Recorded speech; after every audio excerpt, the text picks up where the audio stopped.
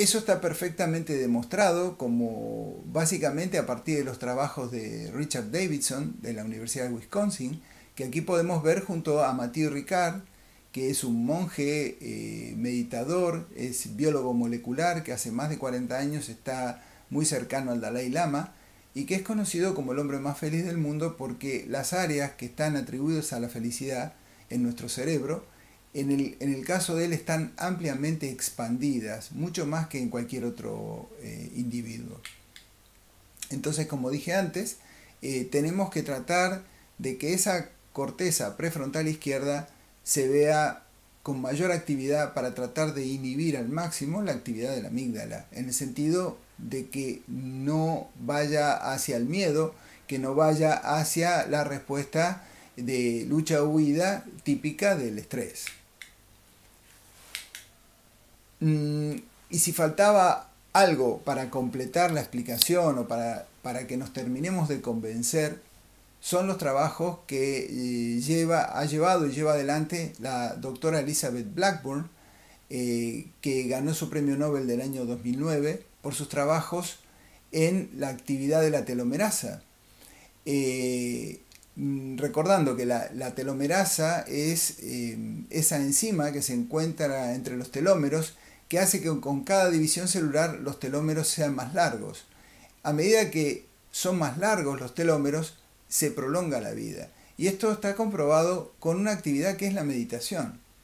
La doctora Elizabeth Blackburn trabaja con nuestro gran amigo Laura, que es el doctor Torkel Falkenberg, que está al frente del Departamento de Neurobiología del Instituto Karolinska y que forma parte de la Federación Española de Medicina Integrativa. En este sitio idílico, que parece cualquier cosa menos un hospital, es un hospital antroposófico que se encuentra en las afueras de Estocolmo, se llama Vidal Clinic, y allí, en lugar de tomarle muestras de sangre solamente para las determinaciones habituales, le toman muestras para saber cómo es la actividad de la telomerasa en relación a sus cambios de hábitos de vida, en relación a su estado anímico, en relación a la respuesta de relajación. Por eso es que ellos están a un nivel realmente muy muy avanzado en relación al resto de las grandes instituciones. El yoga y la meditación. Bueno, aquí estamos en un entrenamiento que recibimos aquí durante 5 años en las Palmas de Gran Canaria, donde guiado por Alejandro Choul, que lo vemos allí en el fondo de la fotografía, donde nos ha enseñado las técnicas que utilizan a diario con los pacientes en el M. Anderson Cancer Center. Ha sido una experiencia magnífica, enriquecedora, y le queremos agradecer profundamente las enseñanzas y la conexión permanente que tenemos con él. Aquí les voy a mostrar una práctica que se conoce como Salum, que es energía vital, la respiración y la conexión con los 5 centros vitales que describen los tibetanos de la tradición Bon, que hacían estas prácticas ya hace 15.000 años en las cuevas de Nepal y en las cuevas del Tíbet. Realmente a mí me maravilla entender que cómo esas personas hace 15.000 años ya sabían los beneficios que hoy en día la ciencia moderna puede validar. De verdad que es un gusto, un lujo poder contar con esas enseñanzas y que generosamente podrán recibir todos los que quieran acercarse, porque de verdad que Alejandro es un ser humano maravilloso y de verdad que sabe muchísimo sobre esto y de verdad se los recomiendo. Seguimos para no extendernos en esto que sí consideramos fundamental, pero no tenemos que olvidar que tenemos que hablar de los efectos colaterales de las diferentes manifestaciones en los pacientes con cáncer.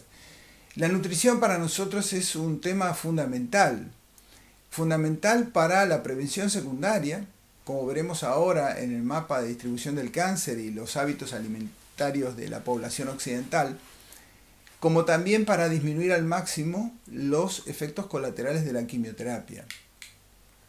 Aquí podemos ver el mapa de distribución del cáncer y podemos ver claramente que la incidencia más alta, que está marcada con un rojo más profundo, de color rojo bordó, podemos verla en Estados Unidos, Canadá, toda Europa y en toda Australia y Nueva Zelanda. Los que conocemos como países más desarrollados del planeta. Evidentemente están desarrollados para algunas cosas y para otras cosas no. Está más que claro. Los hábitos de alimentación de Occidente son nefastos. Y no es un tema racial. Aquí lo podemos ver claramente. En relación a los cánceres de mama, pulmón, útero, colon, próstata, recto y ovario, podemos ver en azul la incidencia de cáncer en los japoneses que viven en Japón. Verán que es notablemente baja, y si lo comparamos con los hawaianos que viven en Hawái, que está en rojo, veremos la diferencia más amplia. Pero no obstante, los japoneses que viven en Hawái, que emigraron, ya están alcanzando las tasas de los nativos hawaianos que viven en Hawái. Con lo cual, la idea de que es algo racial está totalmente descartada. Esto es clarísimo, ¿no? A la hora de ver el mapa de distribución. Lo propio pasa con los habitantes de Ibadan, en Nigeria. Podemos verlos en azul: cáncer de mama, cáncer de pulmón, cáncer de útero, próstata, colon, recto y páncreas. En azul están los habitantes nigerianos. Miren qué baja incidencia que tienen. ¿Y en qué se basa la nutrición de esta población? En granos. Se basa en granos. Y si comparamos la de los blancos americanos, que está en rojo, y la de los negros americanos, que van por el mismo estilo, veremos que las tasas se disparan enormemente, con lo cual aquí no pasa por ser africano, por ser afroamericano, por ser negro, por ser blanco. La cosa pasa por lo que comemos, por lo que nos llevamos a la boca, en forma habitual y sistemática. Hoy en día está cambiando tanto esto que en China estamos ahora con la apertura, con la globalización. Los chinos han dejado de tener sus hábitos saludables, clásicos de toda la vida. Hoy en día vemos chinos obesos, hoy en día vemos chinos que fuman y vemos una tasa de cáncer de mama y de próstata que se está disparando notablemente. Hoy en día toman muchos productos lácteos, muchas azúcares refinadas, refrescos, hamburguesas, todo lo que en realidad no deberían tomar. Entonces, esas tasas en la actualidad se están disparando. Este gráfico debería estar en la consulta de todos los oncólogos. Fíjense que la alimentación y la obesidad se lleva el 30% de las causas de cáncer y el tabaquismo el otro 30%. Como dijimos antes, los factores hereditarios son un 5%, el sedentarismo otro 5%, pero no tienen tanto impacto como son el tabaquismo y los hábitos alimenticios y la obesidad, que se llevan un 60% de las causas de cáncer. Esto está más que claro a la hora de los que siguen diciendo coma de todo. ¿Qué es lo que nos pasa con la comida basura? Nos pasa que tiene carencia absoluta de vegetales, tiene exceso de calorías, crea un entorno proinflamatorio, es un entorno que va más bien hacia el desarrollo del cáncer, genera obesidad y contribuye notablemente a la incidencia del cáncer, obviamente con el paso de los años, ¿no? Este tipo de comida, azúcares, bollería, comida industrializada, refrescos, fritos, hamburguesas, no es que deberían ser proscriptos. Podríamos tomarlo en forma excepcional, pero en forma excepcional, con lo cual no nos pasaría mucho. Pero si lo tomamos cada día, si eso forma parte de nuestro hábito de alimentación, pues ahí la cosa no está nada bien. Ahora les voy a comentar, aquí podemos ver de los trabajos prospectivos importantes que enrolan, por ejemplo, a 11.699 pacientes, como el hecho de comer frutas disminuye en un 44% la incidencia de cáncer. Estoy hablando de cifras reales. Estos datos están sacados de un libro muy fiable, que ahora se los voy a comentar y que se los recomiendo. Lo propio pasa con analizando solamente verduras verdes, con 31 pacientes enrolados, y lo propio sucede con el cáncer de mama en lo que tiene que ver con la vitamina D y el calcio. Es muy importante que tengamos un chequeo rutinario de la vitamina D, porque la vitamina D juega un papel importantísimo en el metabolismo y el mantenimiento del sistema inmune. Y aquí en Canarias, por ejemplo, a pesar de que es una tierra llena de sol, tenemos un 60% de déficit de vitamina D3. Con lo cual, tenemos que, en los pacientes oncológicos, debería formar parte de la petición de rutina de los análisis de laboratorio. Nosotros tenemos que tratar de desarrollar vía epigenética los cambios saludables que favorezcan en el entorno del paciente, en sus hábitos, y que fundamentalmente trabajen en lo que es la prevención secundaria. Porque si el paciente sigue teniendo el mismo hábito de vida, vale decir, sigue estresado, sigue con una gestión emocional no adecuada, sigue sin caminar, sigue fumando, sigue comiendo mal, luego de pasar el cáncer, la posibilidad de un nuevo cáncer o de una recidiva, por supuesto, es mayor. Entonces, nuestra misión no es solamente el wellness, el bienestar del paciente que está pasando por un momento difícil, sino que es una tarea educativa que no termina nunca. Es muy importante difundir estos conceptos, que tal vez en algún día esto sea algo mucho más fácil y mucho más natural. La epigenética no es ni más ni menos que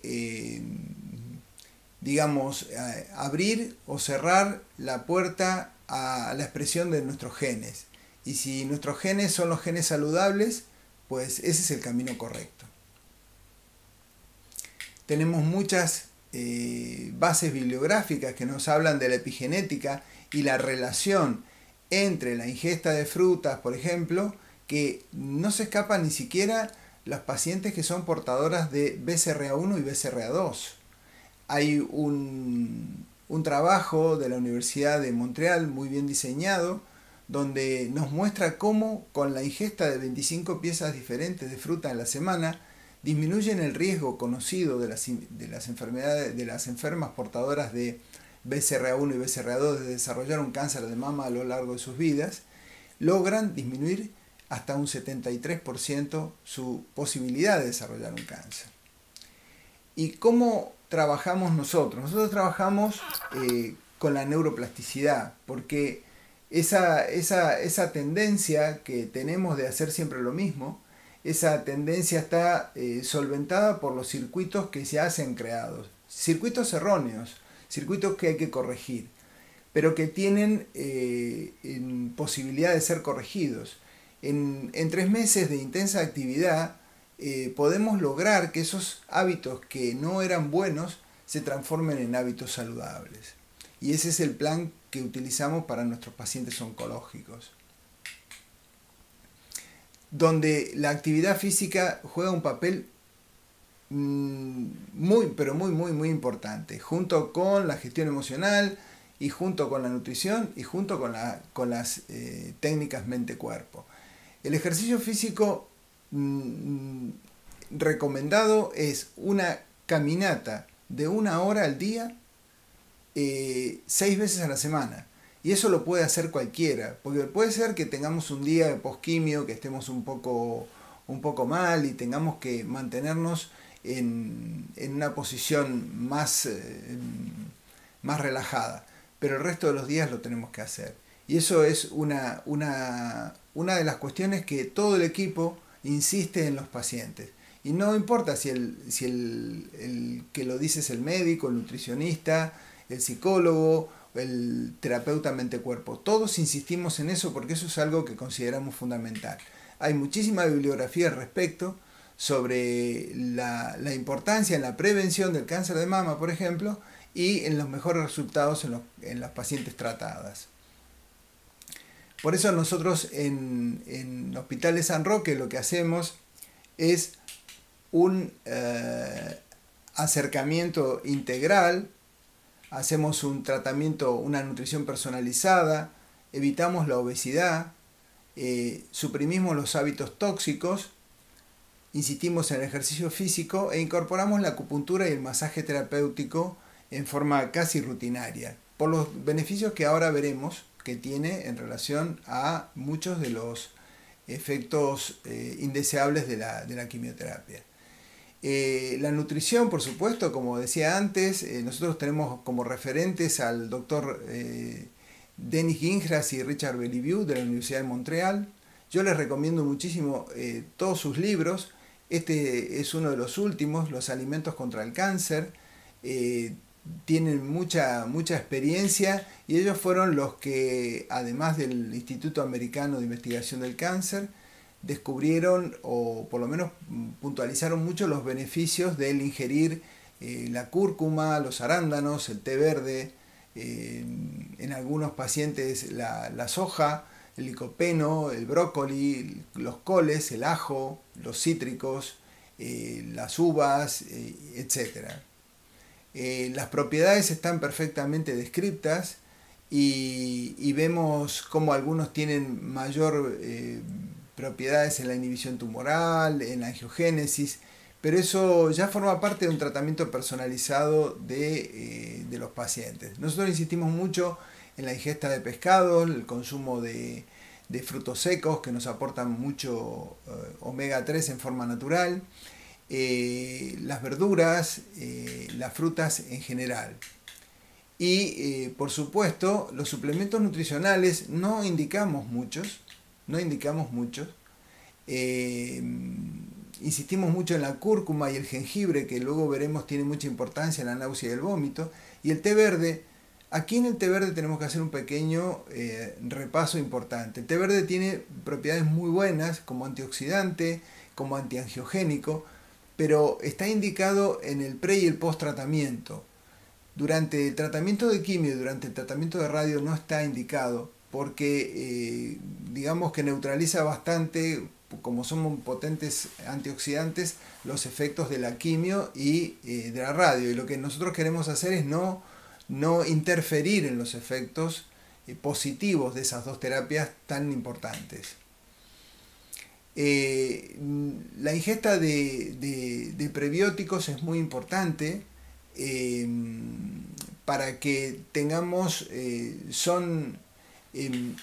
los prebióticos son realmente muy importantes, no se absorben en el tubo digestivo y sirven de sustrato para las bacterias que son extremadamente útiles para nuestro organismo, que muchas veces tienen que ser suplementadas con los prebióticos, con los probióticos, que son, bueno, bacterias que ayudan a tener las colonias adecuadas y que nos ayudan notablemente en el sistema inmune. Eso ya está muy aceptado y muy difundido.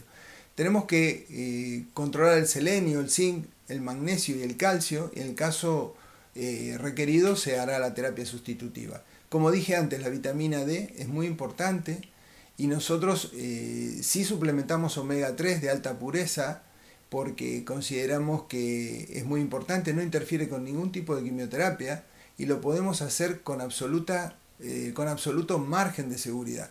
Cuando estamos empezando a hablar de suplementación, de fitoterapia y de un montón de cosas, por favor, lo único que les recomiendo es que lo haga una persona con altísima experiencia. No toquemos de oído, tenemos que seguir las guías americanas, sobre todo lo tienen muy bien estructurado y difundido en el Sloan Kettering de Nueva York, que les recomiendo seguir. Pero si no tenemos un fundamento realmente muy bueno, no es bueno mezclar cosas con la quimio y la radioterapia. Sí es importante la micoterapia. La micoterapia lleva ya muchísimos, pero muchísimos años como coadyuvante del tratamiento del cáncer, sobre todo cáncer de mama, cáncer de colon, en mucha literatura japonesa al respecto, sobre todo hablando del Coriolus versicolor, donde hay series de más de 400 trabajos que hablan de una disminución importante en la tasa de recidiva y un aumento importante en las tasas de supervivencia. En Japón lo utilizan como coadyuvante de la quimioterapia.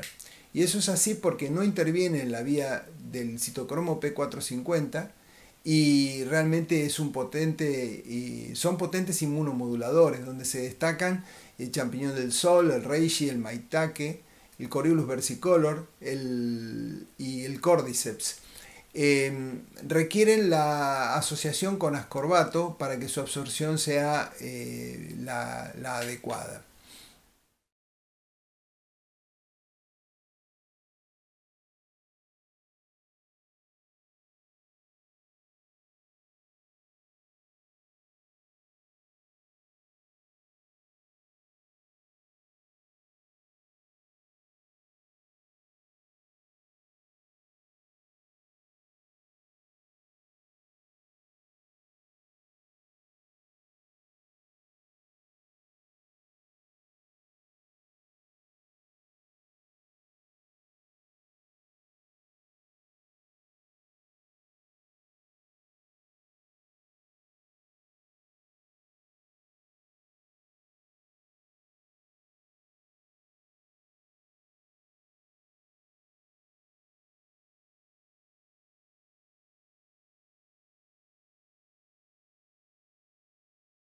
Hoy la verdad que fue un desafío, porque es la primera vez que tenemos así a larga distancia, así que hasta ahora eran todos presenciales, así que nos llevó un par de minutos de acomodamiento.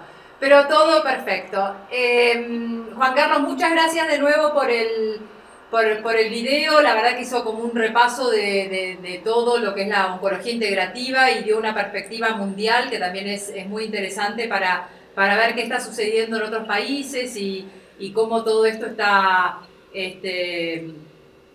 también está cambiando en otros países, ¿no?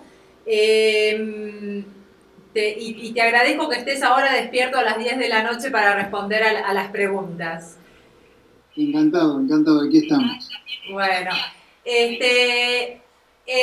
la verdad que hubo muchas personas escuchando el video, se ve que lo estaban escuchando atentamente porque no hubo tantas preguntas, así que por ahí querés comentar algo que querías agregar al video o por ahí te podemos hacer algunas preguntas desde acá. ¿Tenés algún comentario, algo que quieras agregar o...?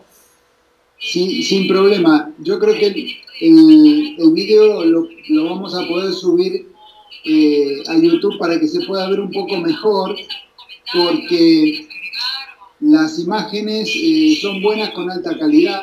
Y lo que sí quería comentar es, por supuesto, la importancia de dejar los fármacos para una segunda línea de actuación en todo lo que tiene que ver con los efectos secundarios de la quimio y en todo lo que tiene que ver con el control de la ansiedad, el control de la depresión, el control de todas las cuestiones que son realmente tan importantes, ¿no? Yo creo que mucho antes de utilizar el Reliberan o el Trimperan, lo importante es tratar de utilizar una dieta adecuada, el té de jengibre, y una cosa muy importante también es la restricción calórica, que no he extendido mucho mi exposición porque sería muy larga, pero resultados, sobre todo en las mujeres de cáncer de mama. Ya hay un estudio hecho en Berlín, en las mujeres que no toleran la quimio, le hacen restricción calórica y van realmente muy bien para eso. Los efectos colaterales disminuyen notablemente y creo que igual convendría charlarlo en otro momento. Son pacientes muy seleccionados, de momento no es para tomarlo como una cosa rutinaria, pero sí se avisora como un futuro en el tratamiento coadyuvante del cáncer. Sí, creo que es un punto interesante que traes. Creo que, bueno, de nuevo, no es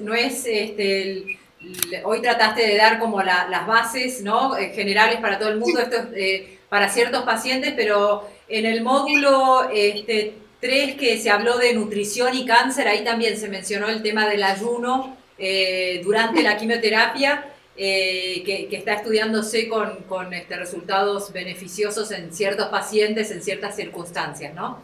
Creo que lo importante, Juan Carlos, es que este es un área que está en constante evolución. Yo a los pacientes les digo, mira, esto de la oncología integrativa es algo que está emergiendo en este momento, entonces es importante mantenerse actualizado porque lo que hoy decimos, que es lo aceptado y lo estándar, dentro, bueno, como pasa en la oncología también, ¿no? Digo que mantenerse... No te olvides que ha habido una explosión bibliográfica en cuanto a trabajos que antes no existían, ni siquiera existían en nuestra cabeza. Con lo cual creo que tenemos que seguir esta línea, la línea de lo seguro, la línea de los grandes centros, y por eso vamos a hacer lo del experto universitario de oncología integrativa, que quiero que lo digas como una primicia, Laura. Ah, qué bueno que lo mencionás. Bueno, Juan Carlos es un iniciador y creador de este primer curso online como experto universitario en oncología integrativa, que reúne a más de 20 profesionales en el área que están trabajando desde esta mirada integrativa. Yo también voy a estar participando y posiblemente coordinando, ayudando a coordinar con Juan Carlos. Va a ser un curso online a partir del año que viene.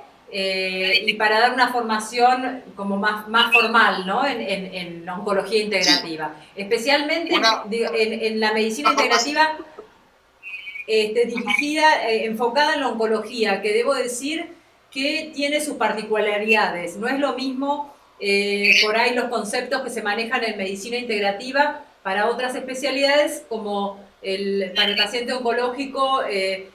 Hay que tener muy en cuenta y hay que tener bien las bases de lo que son, cómo es el tratamiento oncológico, los efectos secundarios y las posibles interacciones, por ejemplo, con suplementos, etcétera. No es lo mismo que un paciente vaya a un médico integrativo que no sepa de oncología, ¿no? Eso es lo que quería por ahí enfatizar.